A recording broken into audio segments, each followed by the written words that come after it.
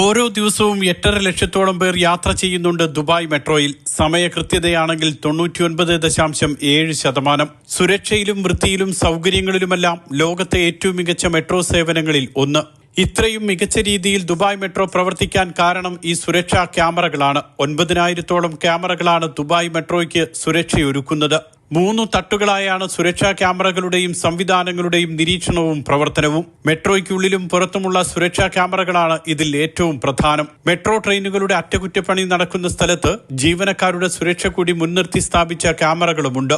സുരക്ഷാ ഉദ്യോഗസ്ഥരെയും ജീവനക്കാരെയും നിരീക്ഷിക്കാൻ മറ്റൊരു നിര ക്യാമറകൾ കൂടി ദുബായ് മെട്രോയിൽ പ്രവർത്തിക്കുന്നു. റാഷ്ദിയയിലെ ഓപ്പറേഷൻസ് കൺട്രോൾ സെന്ററിൽ നിന്നുമാണ് ക്യാമറകളുടെ നിയന്ത്രണവും നിരീക്ഷണവും. 24 മണിക്കൂറും പ്രവർത്തിക്കുന്നതാണ് ഈ നിരീക്ഷണ കേന്ദ്രം.